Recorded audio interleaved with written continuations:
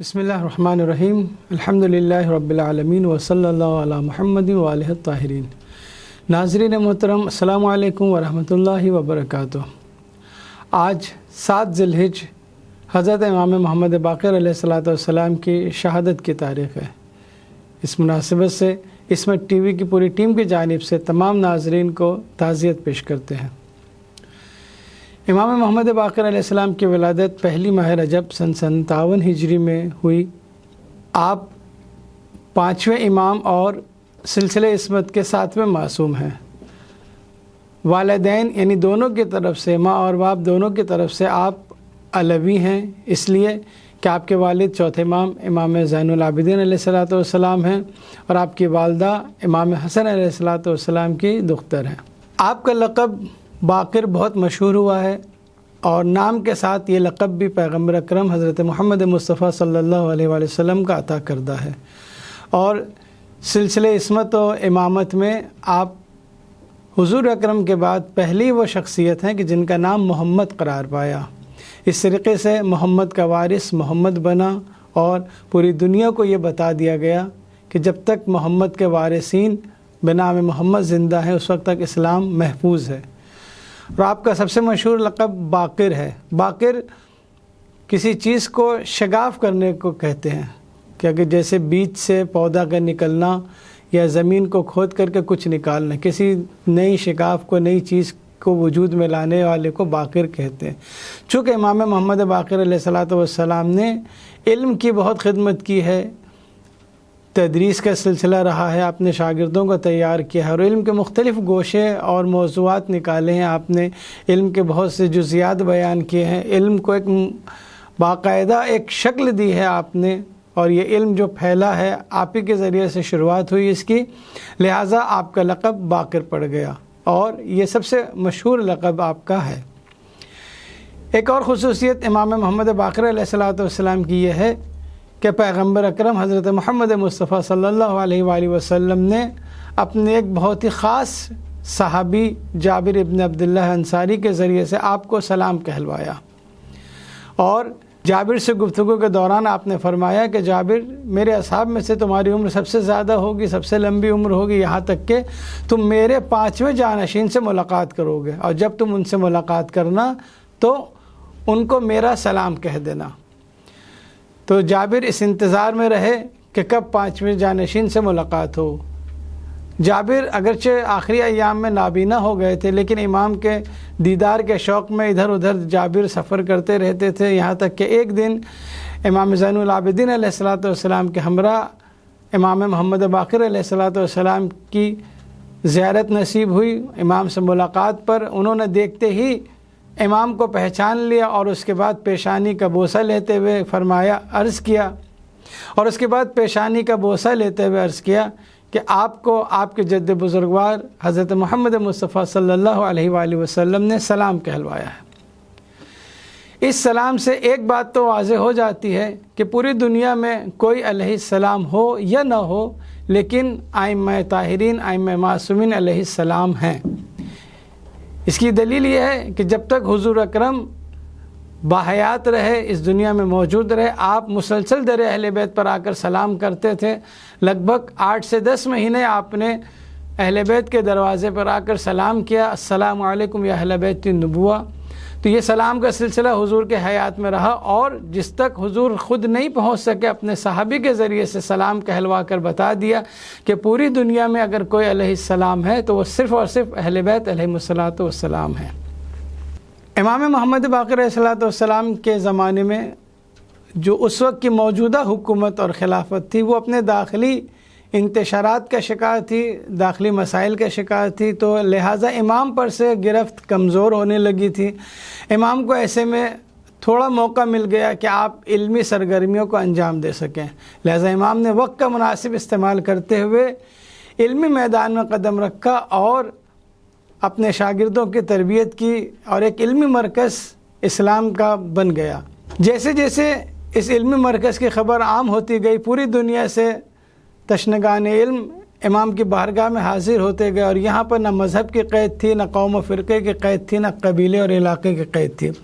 پوری دنیا میں جو بھی تشنگان علم تھے، علم سے محبت رکھتے تھے، علم کے عاشق تھے، علم حاصل کرنا چاہتے تھے، وہ امام کے در دولت پر پہنچنے لگے اور علم حاصل کرنے لگے۔ اور یہی نہیں بلکہ دوسرے مکاتب فکر کے جو ائمہ ہیں، دوسرے مکاتب فکر کے جو سربراہ ہیں، جو بانی ہیں دوسرے مکاتب فکر کے، دوسرے فرقوں کے، ان میں سے بھی بہت سی شخصیتیں ایسی ہیں کہ جو امام محمد باقر علیہ السلام کے شاگرد رہے، اور انہوں نے اس بات کو اپنے لیے شرف سمجھا ہے کہ انہوں نے امام محمد باقر علیہ السلام کی شاگردی کا شرف حاصل کیا۔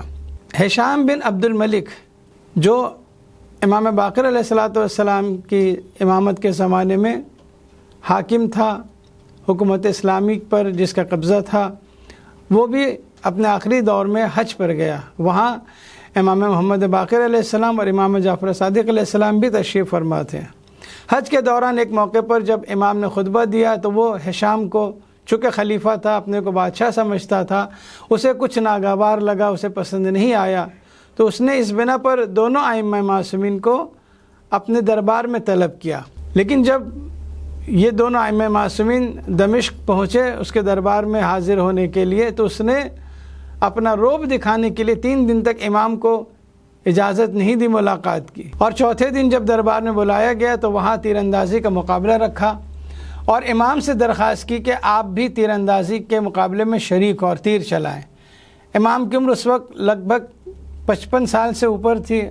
امام نے منع کیا کہ نہیں، اب میں ضعیف ہو گیا ہوں، یہ تیر اندازی کا مقابلہ جوانوں کے لیے ہے۔ تو اس نے کہا نہیں، آپ کو تو تیر ہر حال میں چلانا ہی ہوگا۔ تو جب اصرار ہوا تو امام نے تیر چلایا۔ دنیا یہ سمجھ رہی تھی کہ یہ ضعیف ہیں، ان کے ہاتھ میں کبھی تیر و کمان نہیں دیکھے ہیں، یہ کیا تیر چلانا جانے۔ لیکن جب امام نے تیر چلایا تو تیر جا کر بالکل ہدف پر لگا۔ لوگوں نے سمجھا شاید یہ اتفاق ہو، پھر دوسرے تیر کا اصرار ہونے لگا، یہاں تک امام نے ایک کے بعد ایک کئی تیر چلائے، اور ہر ایک تیر پہلے والے تیر کو چیرتا ہوا جا کر نشانے پہ لگ جاتا تھا۔ جب درباری اور دنیا دیکھ کر حیران ہو گئی تو امام نے فرمایا کہ ہم سے مقابلہ کرنے کی صلاحیت کوئی نہیں رکھتا ہے۔ ہم نے کوئی بھی چیز دنیا میں نہیں سیکھی ہے جو ہمیں مشق اور پریکٹس کی ضرورت ہو، بلکہ ہمارا جو بھی کچھ ہے، ہم جو بھی کچھ جانتے ہیں، جو بھی صلاحیت ہے، وہ صرف اللہ کی طرف سے، ہم اللہ کے نمائندے ہیں، لہٰذا تمام صفات و کمالات ہمیں اللہ کی طرف سے ملی ہیں۔ ہشام نے کچھ عرصہ امام کو قید میں رکھا، لیکن جب وہاں قید میں رکھنا بھی اس کے لیے مشکل ہونے لگا، یعنی وہاں امام کی تقریر جو قیدیوں پر اثر انداز ہونے لگی، تو کچھ درباری اور چاپلوس لوگوں نے ہشام سے کہا کہ اگر یہ یہاں دمشق میں رہ گئے تو تمہاری حکومت کے لیے خطرہ ہے، لہٰذا اس نے امام کو واپس کر دیا کہ آپ مدینہ واپس چلے جائیں۔ مدینہ واپسی کے دوران ایک جگہ راستے میں امام نے کافی ہجوم اور بھیڑ دیکھی، تو آ کر کے لوگوں سے پوچھا کہ کیا بات ہے، کیا معاملہ ہے؟ تو لوگوں نے کہا کہ یہاں عیسائیوں کا ایک بہت بڑا راہب پادری اپنے لوگوں سے ملنے کے لیے آنے والا ہے، وہ سال میں ایک بار یہاں آتا ہے اور لوگ اس سے ملنے کے لیے مشتاق ہیں اور بے چین، اس لیے اتنی بھیڑ یہاں اکٹھا ہے۔ امام بھی اس بھیڑ میں کھڑے ہو گئے، تو جب وہ پادری آیا اور سارے مجمع پر نظر کی تو اس کی نظر جا کر امام محمد باقر علیہ السلام پر ٹک گئی، اور اس کے بعد اس نے پھر کہیں نہیں دیکھا۔ پھر امام سے سوال کرتا ہے کہ آپ کون ہیں، آپ کا تعلق کس امت سے ہے؟ تو امام نے فرمایا کہ میرا تعلق امت مرحومہ سے ہے، یعنی وہ امت کہ جس پر اللہ کی تمام رحمتیں نازل ہوتی رہتی ہیں۔ اس نے مزید سوال کرنا چاہا کہ کیا آپ کچھ پوچھنا چاہتے ہیں مجھ سے؟ امام نے کہا نہیں، میں تجھ سے کوئی سوال نہیں کرنا چاہتا۔ تو اس نے کہا کیا پھر میں آپ سے سوال کروں؟ امام نے فرمایا کہ بالکل تم سوال کر سکتے ہو۔ اس نے سب سے پہلا سوال یہ کیا کہ کیا آپ عالموں میں سے ہیں؟ تو امام نے یہ فرمایا کہ میں جاہل نہیں ہوں۔ یہ بھی ایک بہت بڑی بات ہے، امام کا جو طرز گفتگو ہے وہ یہ کہنے کا کہ لاکھ علم ہو لیکن انسان کو کہیں بھی اس طرح کے الفاظ استعمال نہیں کرنے چاہیے کہ جس سے غرور اور تکبر نظر آئے۔ لہٰذا امام نے عالم ہونے کے بجائے یہ فرمایا کہ میں جاہل نہیں ہوں۔ یہ ہمارے لیے درس ہے کہ ہم تھوڑا سا علم حاصل کرنے کے بعد اپنے کو بہت بڑا عالم نہ سمجھیں، بلکہ بس یہ شکر ادا کرتے رہیں کہ ہم جاہل نہیں ہیں۔ اس کے بعد اس نے مزید سوال کیا کہ یہ بتائیے کہ آپ لوگ کہتے ہیں کہ جنت میں لوگ کھانا بھی کھائیں گے، پانی بھی پئیں گے، لیکن انہیں رفع حاجت کی ضرورت نہیں ہوگی۔ کہا بالکل ایسا ہی ہے کہ اس کی دنیا میں کوئی مثال پیش کر دی جائے۔ تو امام نے فوراً فرمایا کہ جیسے شکم میں مادر کا بچہ جو کھاتا بھی ہے پیتا بھی ہے لیکن اسے ان سب چیزوں کی ضرورت نہیں پڑتی ہے۔ پھر دوسرا سوال اس نے یہ کیا کہ آپ کہتے ہیں کہ جنت میں کھانا کھانے کے باوجود وہ ختم نہیں ہوگا، لوگ پھل کھاتے رہیں گے لیکن ختم نہیں ہوگا، یعنی جنت کی کوئی بھی نعمت استعمال کے باوجود ختم نہیں ہوگی، اس کی دنیا میں کوئی مثال دیجئے۔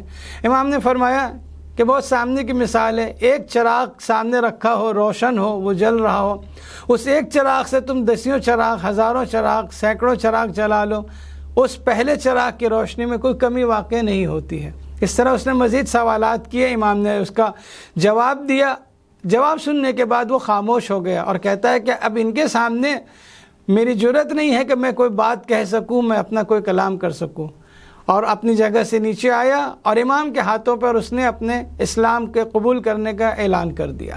حکومتیں چاہے بنی عباس کی رہی ہوں یا بنی امیہ کے، دونوں کو ائمہ معصومین کے وجود سے ہر وقت خطرہ محسوس ہوتا تھا، کیونکہ وہ اچھی طرح جانتے تھے کہ حکومت ان کا حق نہیں ہے بلکہ جانشین رسول ائمہ معصومین کا حق ہے۔ لہٰذا وہ ہر موقع کی تلاش میں رہتے تھے کہ کس طرح امام کو اپنے راستے سے ہٹا دیا جائے تاکہ ان کی حکومت باقی رہے۔ اگرچہ دوسری طرف ائمہ معصومین کی سیرت یہ رہی ہے کہ جب بھی کبھی اسلام پر کوئی وقت پڑتا تھا تو مخالفت کے باوجود، حکومت کو قبول نہ کرنے کے باوجود حکومت کی مدد فرماتے تھے، مشورہ دیتے تھے۔ جیسے ہشام بن عبد الملک کے زمانے میں جب اسلامی سکے رائج کرنے کی بات ہوئی اور اس میں بادشاہ روم کا اعتراض جب ہو گیا، تو اب اس کے بعد اسلامی حکومت کے پاس اتنی ہمت نہیں تھی کہ وہ سکے رائج کر سکے، تو اس مشکل کے حل کے لیے امام کے مشورے کی ضرورت پڑی۔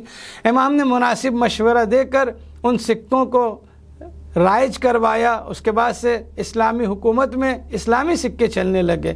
اتنے احسانات کے باوجود بھی حکومت چونکہ اقتدار کی ہوس میں تھی، اقتدار کا نشہ تھا، اقتدار کی لالچ تھی، لہٰذا امام کے وجود کو خطرہ محسوس کرتی تھی ہمیشہ، لہٰذا اسی کے پیش نظر اس نے امام محمد باقر علیہ السلام کو بھی شہید کروا دیا، اور آخر کار 7 ذی الحجہ سن 114 ہجری کو امامت کا 5واں آفتاب غروب ہو گیا۔ انا للہ و انا الیہ راجعون۔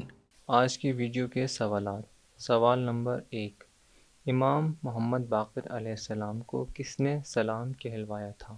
سوال نمبر 2، امام محمد باقر علیہ السلام کی اسلام کے لیے سب سے بڑی خدمت کیا تھی؟ جواب ان نمبر پر بھیجیں: 8929018786 8929017786۔ اللهم صل على محمد